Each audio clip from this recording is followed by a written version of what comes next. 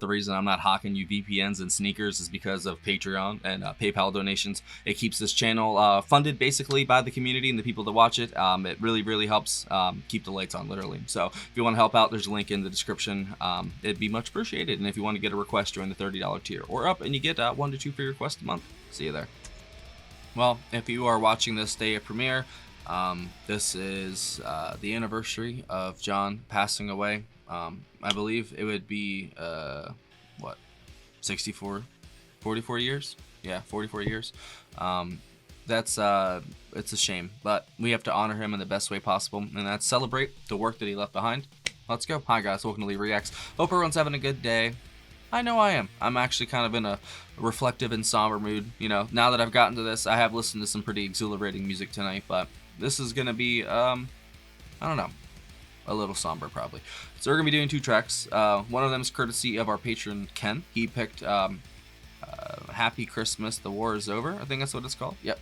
That came out in 1972. It was a single. It's been covered by a lot of people. I might have heard it before. It's a Christmas standard apparently, so maybe I've heard it. I don't know. We're listening to the ultimate mix of it. And I also threw in another track, which is Nobody Told Me, but I was gonna do just the audio, but I thought since we're celebrating John, I might as well risk it and roll with the music video. So there is a music video, I guess, with some footage and stuff. So that's all I can do on my end, and I thought this would be something cool. So if you want to subscribe to help brother out, click that icon right below my face. I'll link my John Lennon playlist up there. We've done a lot of stuff of his, not all, but we've done a lot, and what a wonderful human being he was. Like, seriously. I got him right there. You know what I'm saying? He's right behind me at all times. And I feel it, man. Like, every time I listen to his music, there's always just this little part of me that's like, damn, you know? What a shame. Alright, well, enough talk.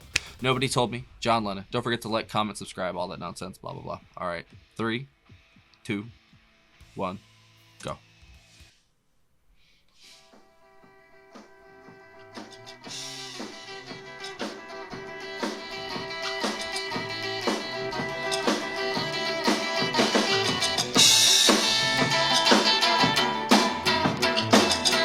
Did we miss a verse or something? Yeah, we did. Sorry.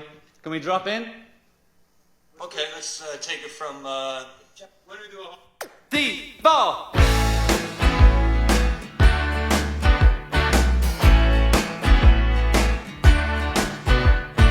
Everybody's talking, no one says a word. Everybody's making love, no one really cares. There's natches in the bathroom, just below the stairs. Always something happening, and nothing going on. There's always something cooking, and nothing in the pot. They're starving back in China, so finish what you got.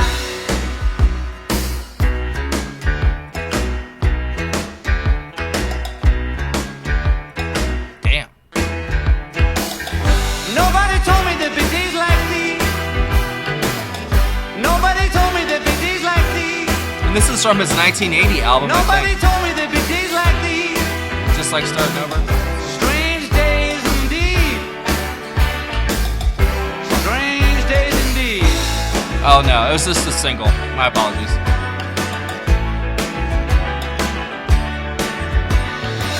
Everybody's running, and no one makes a move. Well, everybody's a winner. He looks familiar. Nothing left to lose. There's a little yellow idol to the north of Kathmandu. They're so fashionable. Everybody's flying, and no one leaves the ground. Well, everybody's crying, and no one makes a sound. There's a place for us in movies. Oh, it's You Tony just Levin gotta on lay bass. around. Okay.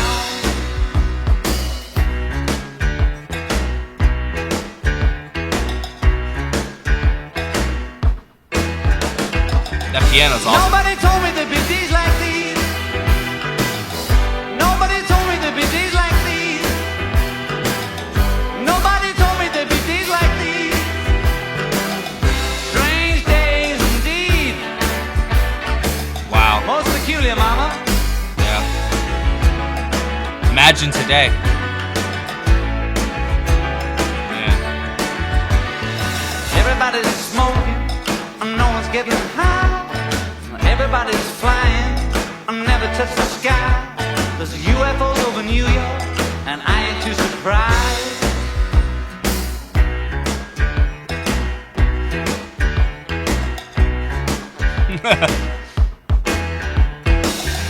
Nobody told me there'd be days like these. Bagism. Nobody told me there'd be days like these. Nobody told me there'd be days like these. Strange days indeed. Most peculiar, mama. Roll.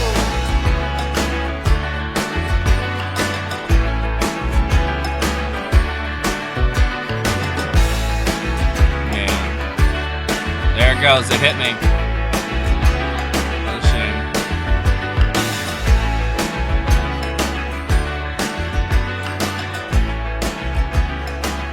So you gotta work on that shot, John. Oh. The footage was amazing. I'm very glad that I put the video in there. Rest in peace, brother. Happy Christmas, Kyoko. Happy Christmas, Julian. So this is Christmas, and what have you done? Oh yeah, I've heard a version of this before. Another year over, I don't think I've ever heard this though. This one. and a new one just begun. And so this is Christmas. I hope you have fun. The near and the dear ones, the old and the young. A very Merry Christmas and a Happy New Year. Let's hope it's a good one without any fear. And so this is Christmas for weak and for Yep, strong. Klaus. I must say it has to be Klaus.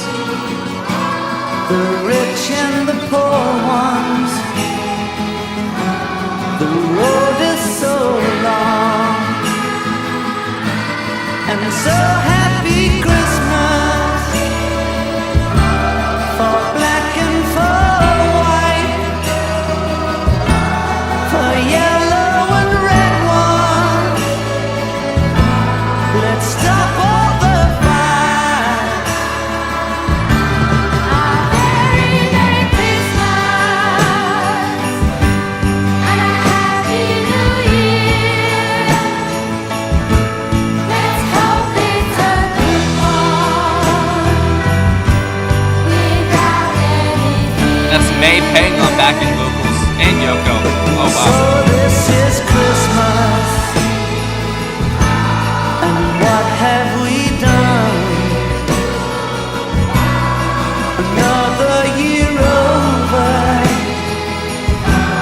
and a new one just begun. And I'm so happy Christmas.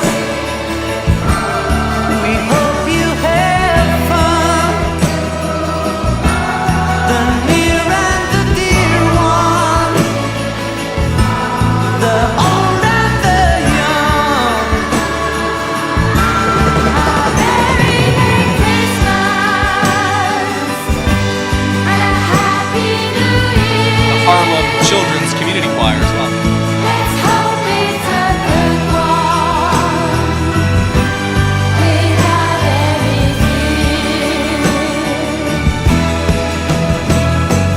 War is over if you want it.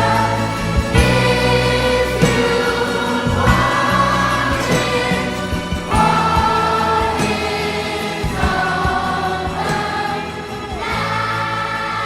That was so much more than a Christmas song. But it was still a Christmas song.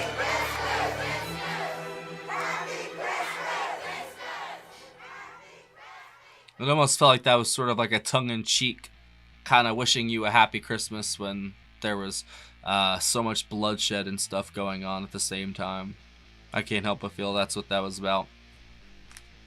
Because it definitely works on the surface as a Christmas song that's very, beautiful and very well put together. But there also is like a lot of subtext, with the war is over part and all that. And it is kind of crazy how we can celebrate holidays and just, compartmentalize things. And, it's not us that are in the conflict. I mean, hopefully the people that are in the conflict get out of it as quickly as possible and they can celebrate Christmas. But there's so many going around, the world right now. It's scary, man. It's definitely rumblings of something that we've, swore would never happen, or it maybe we're of the thinking that would happen eventually, and maybe that we're just destined to do that. I don't know. Maybe that is just mankind's demise, is ourselves always. It's never an outside force. It's always ourselves. Or it's nature. But it sucks. John was I think he was a very complicated yet simple man. And I know that because I'm also a very complicated yet simple man. And he had a lot to him. There's a lot of layers. And lots of trauma will do that to you. It'll make you sort of, it's like sediment. There's like different levels of soil and stuff like that, I feel like that's kind of what trauma does, especially when you're a kid. You just kind of bury things, and there's another layer. And something else happens, you bury that, and it just sort of just builds up. And then you have to, if you ever want to get back to where you were with that child, your child self or whatever, you have to remove all that dirt and all that rock that kind of just built up over the years. And I feel like John just, he knew how to use his pain very well and his trauma. And like I always say, he transmuted it, and you got two beautiful songs there. One of them from his earlier solo career, which is the Happy Christmas one. And then the other one was from his last album, I believe, or around the same time of it coming out. There's actually a little thing about it.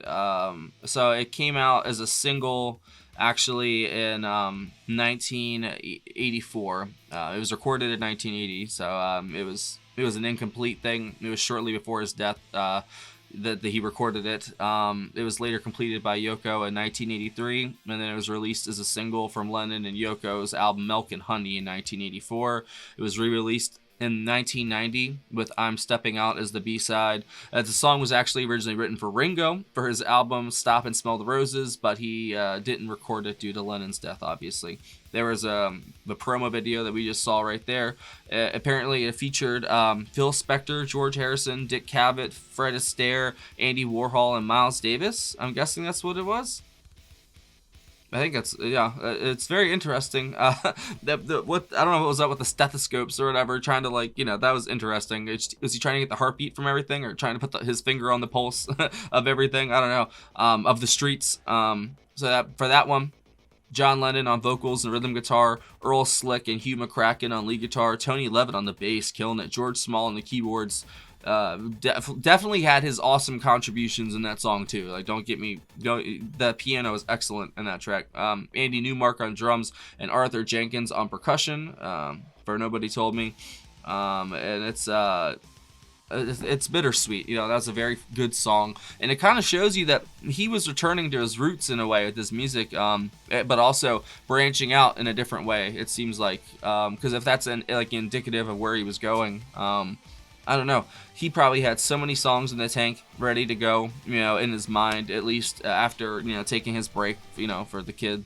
And I'm glad that he, like I always say, I'm so glad that he got to live that life as being a father. And, I know there's a lot of shit with that too, whatever. But I feel like just getting those years with Yoko and his family, I think that's so it was so crucial to him, probably, and he was ready to go. He was rearing, just ready, he released that album in 1980, and then he was gone today, 44 years ago, and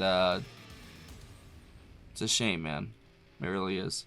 We lost one of the best human beings that probably were on the planet, Of course, he had his flaws like we all did. He's not God or anything, but he was a great man, it feels like, and I've learned so much from him, I've learned to be more patient with myself. I've learned to be more patient with others as well, I think that's kind of a key, and just let it out, man. Like, if you can go off any of his solo catalog, at least not counting the Beatles stuff, he was always crying out for help, but he was always letting it out, though. I felt like he wasn't holding it in. He let out all of his pain, and I think that's kind of the key to getting over stuff, is letting it out, speaking it, yelling it, whatever, the primal scream therapy, what I'm saying, whatever you need to do. I think just get it out, literally. You have to literally do that, and I think he knew that, and he incorporated it into his music very well, and I enjoy that. But I'd say that in that song, the vocals and the bass are probably my favorite part of it. And then if you go to Happy Christmas, the War is Over, that came out in 1972. It was a single. It's a Christmas standard, and it's a protest song against the Vietnam War. Yep, exactly. I knew there was more layers to it than just the Christmas side of it. John Lennon on vocals and guitar, Yoko Ono on vocals, the Harlem Community Choir, they did the children's choir part, May Pang on backing vocals, Nicky Hopkins on piano, chimes, and glockenspiel, Jim Keltner on drums, Hugh McCracken on guitar, Klaus killed it on the bass when he came in there. It was great. And then a Stuart Sharf and Chris Osborne on guitar as well. I definitely think all the extra percussion and the bells and it made that song so well, especially that the children's choir. Like, it added such a strange layer to the song, but it made it. That's what really kind of gave it that subtext, was like the children singing, you know, the war is over, and John singing the Happy Christmas, the whole Christmas part. It's coming from John, and the protest is coming from the children, you know, in a way. I think that's very interesting. But John's vocals in that were just excellent as well, and so were all the vocals. Period, were excellent. And it definitely had a. Like I said, it had a different layer to it just than a Christmas song. But it works as a Christmas song. Don't get me wrong. It's a great Christmas track. And I've heard another version of it before. I've never heard that exact instrumentation and his vocals and stuff, but I love it. That's definitely the definitive version of it for me now.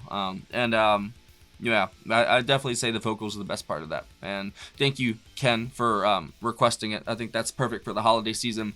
And if you put the song names together, nobody told me, Happy Christmas, the war is over. There you go.